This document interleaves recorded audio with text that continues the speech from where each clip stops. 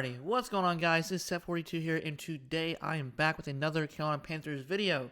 And as you guys can see, that the NFL draft is officially over. All 7 picks the Carolina Panthers finally got from trading back and trading up. As you guys know, that the Panthers traded up the first-round draft pick from last year to get Bryce Young, and of course, the seasons that went 2-15 was a disaster. But Dan Morgan, who is the new GM for the Carolina Panthers, did an excellent job for this year's draft class, though there were some players that I wanted from the Carolina Panthers but didn't happen, as per usual. That's just the NFL draft. It is what it is. So I actually kind of like this year's draft class compared to last year's draft class.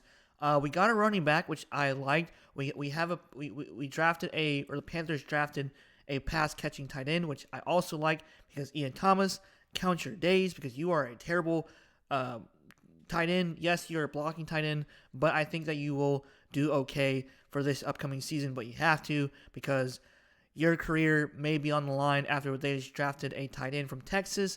And of course, Xavier Legette, I can't pronounce his last name, pronounce it wrong or right, but that dude, his accent is hilarious. I love it. It's awesome. It's funny. He's going to be a beast, I think. So we're going to go through all the stats for every draft pick for the Carolina Panthers, and then I'll also do a separate video with the undrafted free agents, so you guys can see that in a separate video as well. So this will probably be a little lengthy for the video. And as you guys also know, that the Carolina Panthers owner, David Tepper, once again is back in the news because a Charlotte bar made fun of him for saying that they should let the GM and the coach pick their players and not the owner. And the owner had a lot of influence last year to pick and trade for Bryce Young, and Scott Fitterer was just a yes man. But I truly believe that Dan Morgan is not a yes man, and hopefully that David Tepper will sit back and let him and Brandon Tillis and Dave Canales and Dan Morgan actually do what football people do, is coach football, draft players that are on their specific radar, and what their mentality, their versatility, and all that other stuff, etc., and to help Bryce Young. And please, I pray that Bryce Young will play well this year, because a lot of people who didn't watch the Panthers say that Bryce Young was at fault, even though it was the offensive line and the receivers were horrible. But hopefully this year, Bryce Young will improve with all the players that they're getting this year.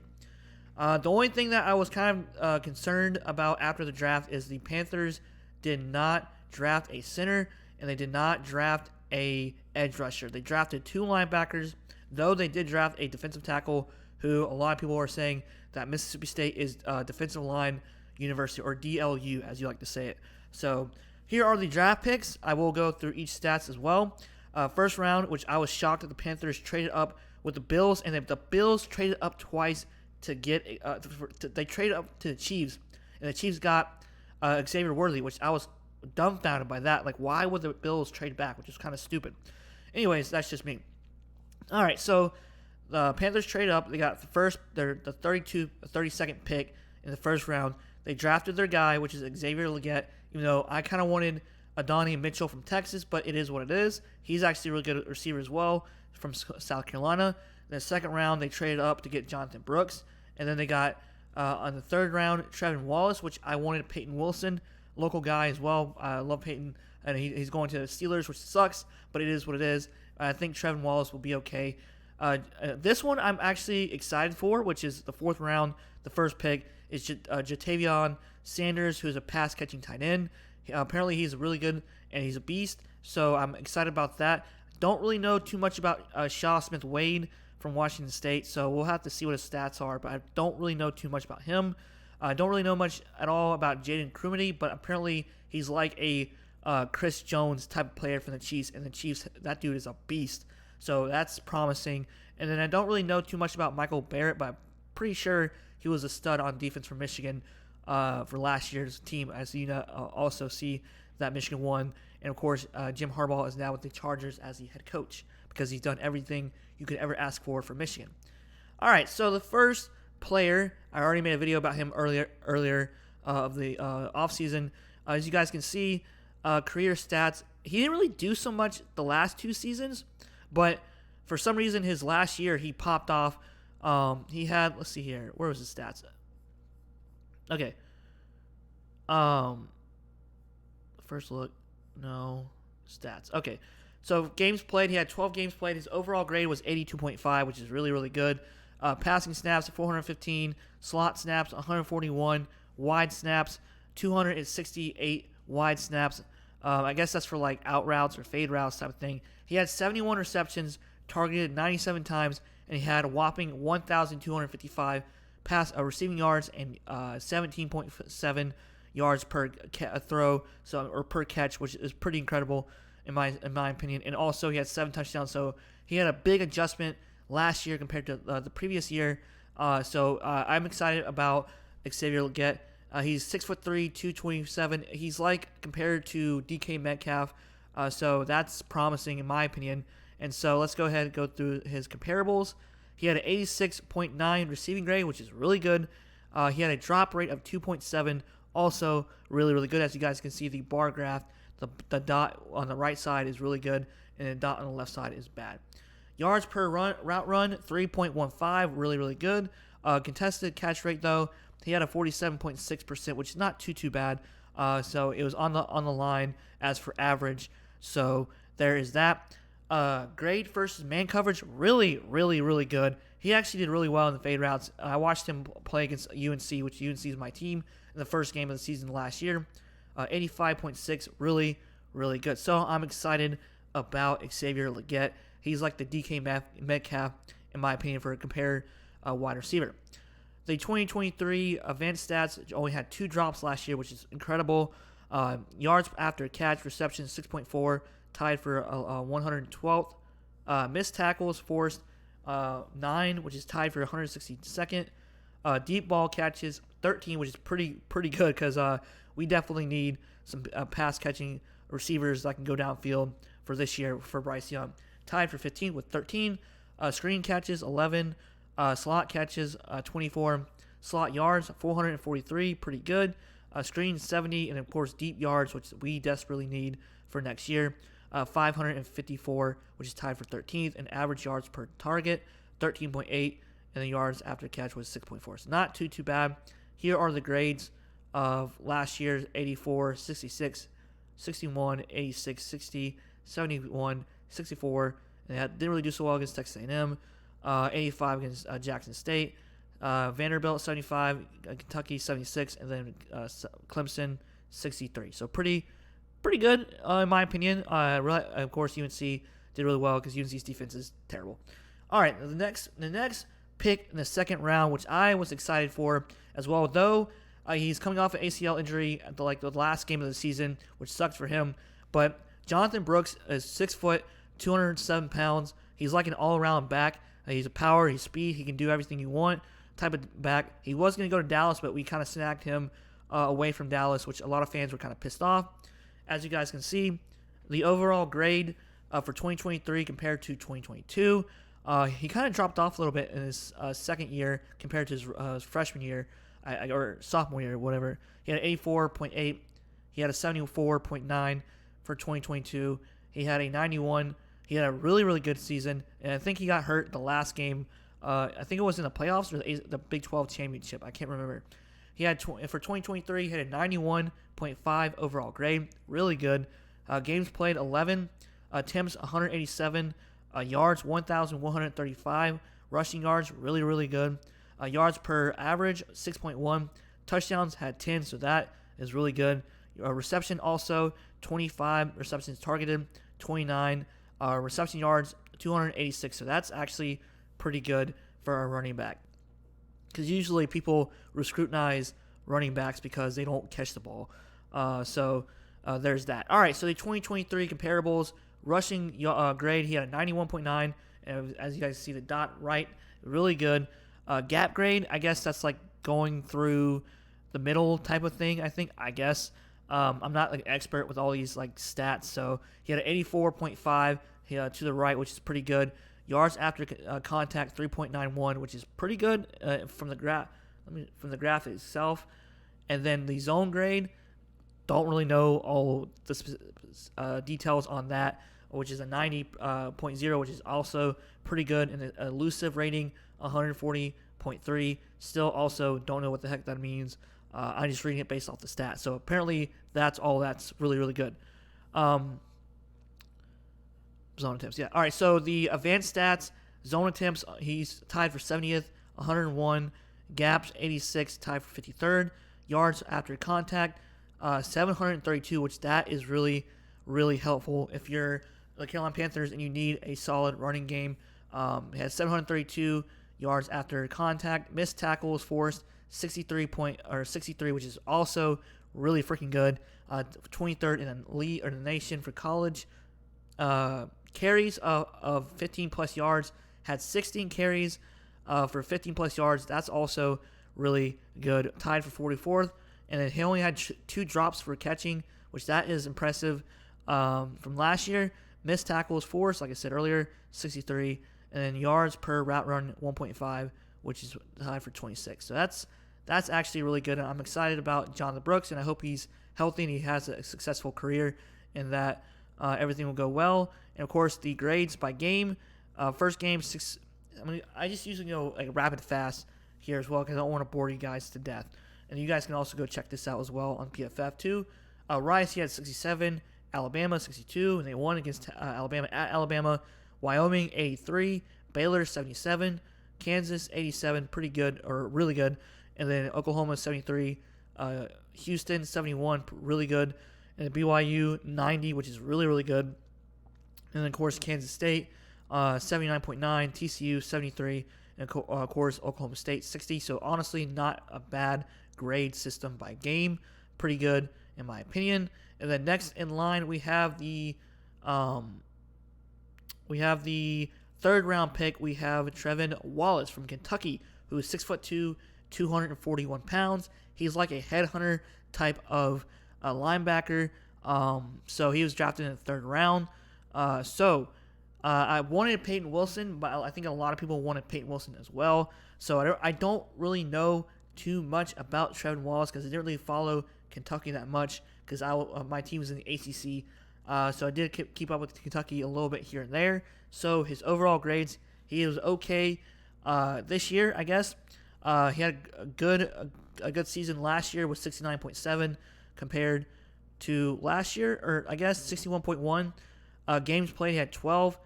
Defensive snaps, 668. Pass rush snaps, 71. Run defense snaps, he had 275. Coverage snaps, he had 322. Tackles, he had 54. Assisted tackles, 23, and he had 10 missed tackles. So that could be an issue right there. 10 missed tackles compared to like 3 and 5 his previous 2 years. So that's a little concerning. And then, of course, snaps by alignment, D-line. He played a little bit of D-line. 11 slot, 43. I guess that's like a hybrid like linebacker or outside linebacker, a slot maybe.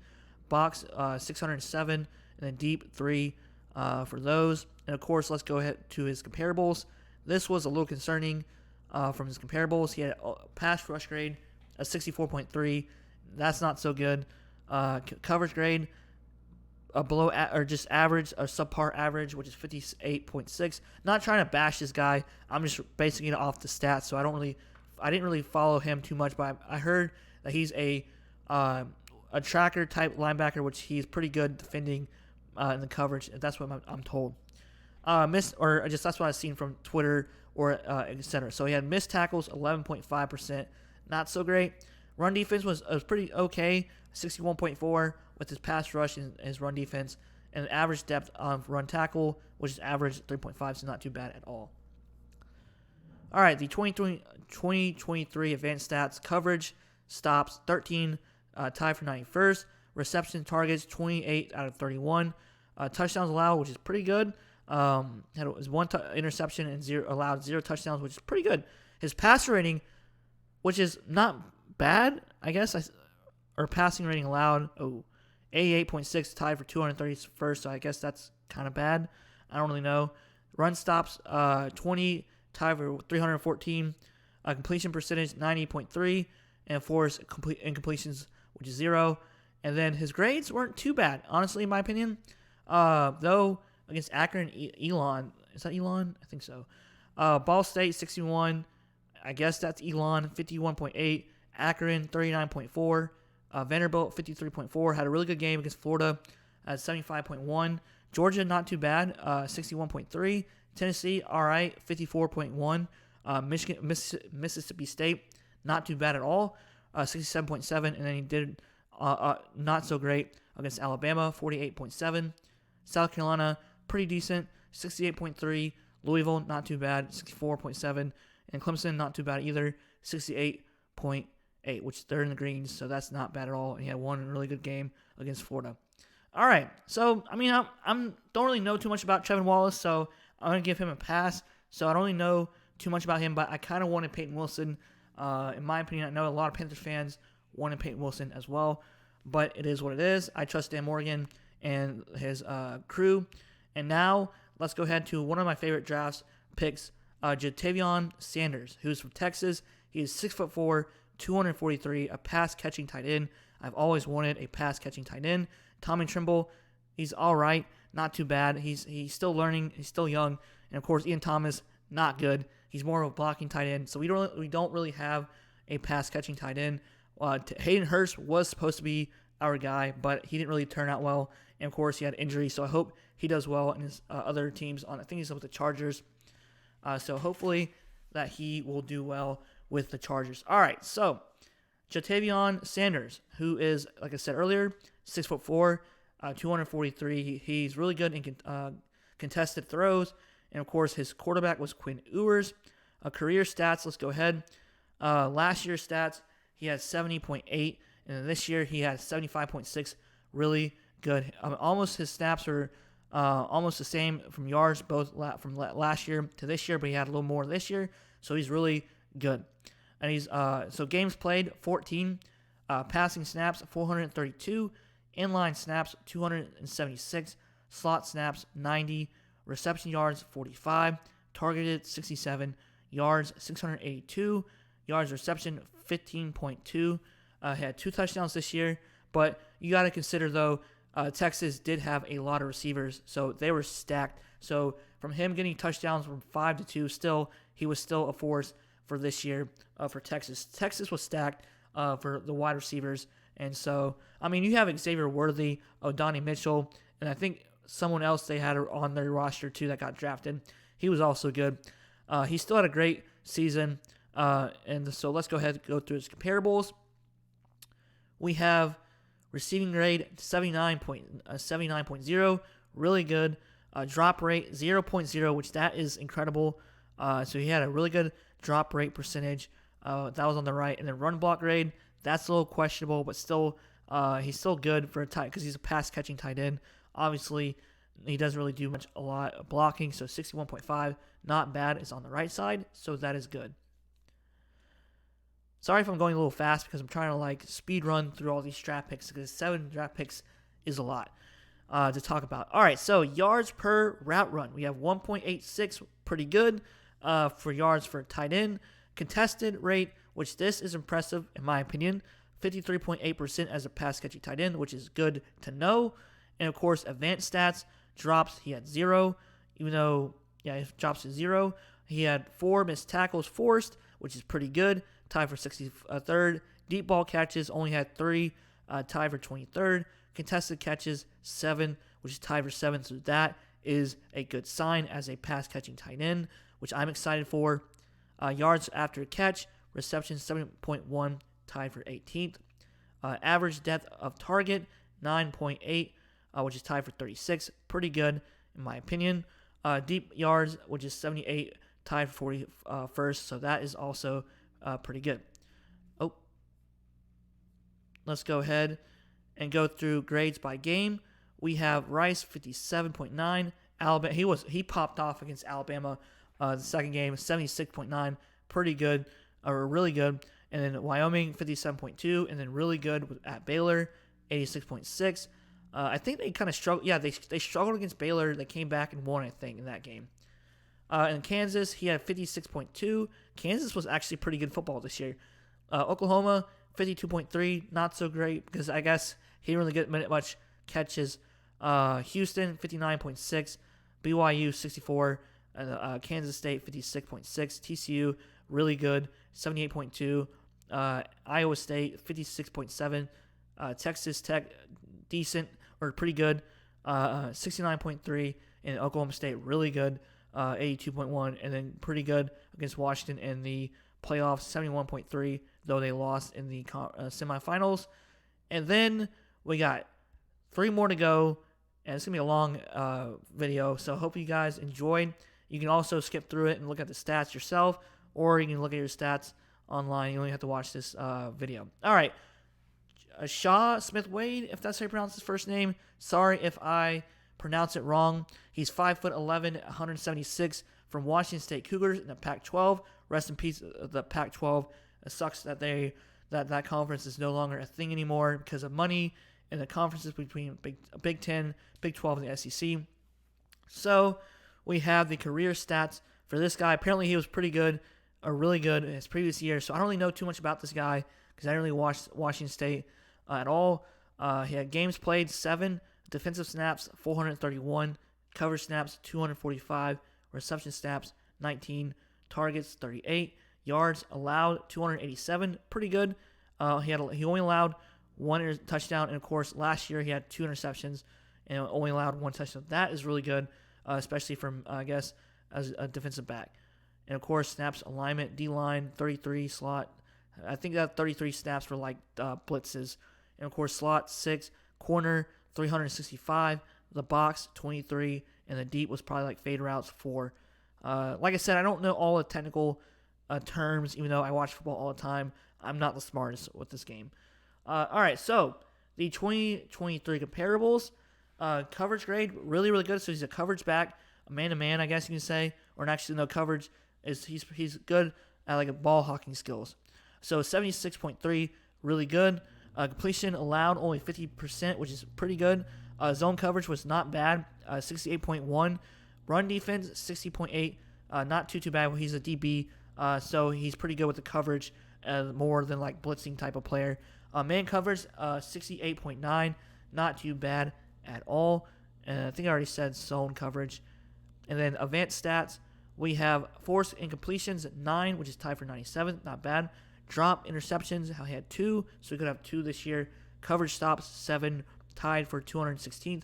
Missed tackles 10, not so great, but that will get worked on. Average depth of target 14.2, which is tied for 178th in the league. All right, so the only games he played last year, Colorado State 78, really, really good. Wisconsin 65.3, then Montana State or Morgan State, I think that is 88.3. Oregon 51, not too bad, or not good, or not great. UCLA really good, 70.7. Arizona 70 flat, which is pretty good, and against Oregon 56.1, not too bad, not great, but not too bad. All right, we got 1 more to go, and we will be done with the draft picks. All right, we got defensive tackle from Mississippi State. We have Jaden Crumedy, if that's how you pronounce his last name. He is supposed to be like a player like Chris Jones, like a bulldog type of player, just a versatile player, and just dominant, just pretty good in my opinion, and what from people said from Mississippi State fans. So let's go ahead and go through his overall grade. He had a good grade last year compared to this year, still in the green, so that's good. 16.3. Games played 12, defensive snaps 566. Pass rushing snaps 292, run defense snaps 263, had 3 sacks last year, 3 hits, I guess QB hits or something. He had 16 hurries. That is really good, especially for a defensive tackle. He had 2 batted down passes, so that is also really good. All right, we had the 2023 comparables. Pass rushing grade, not so bad. 62.4, still is kind of on the verge of the, or just a little bit to the left side, so that's kind of average. Run defense, though, pretty good, so that's going to help Derek Brown and Sean Robinson, if that's his last name, the guy that we picked up this year in the free agency. So that's going to be really good for backup for 72.8 for a run defense. True pass rush set, pass rush grade, true pass set, pass rush. What is that? Anyways, 59.7, so that's average or below average. And the pass rush with win rate, pretty good, 7.0, so that's on the right. Then the run stop rate, which is average, 5.4. So that is your comparables for the 2023 comparables. All right, so the 2023 grades by game. Is that Sanford or something? I don't know who that is. Who is that? Whatever. 51.3, not great. Arizona 68.4, pretty good. LSU 16.8, not too bad. 66.5 against South Carolina, not too bad. Not too bad. Not great against Alabama. Pretty good against Western Michigan, I think that is. 67.8. Not too bad against Arkansas. 62.3. Not pretty good, 68.5 against Auburn.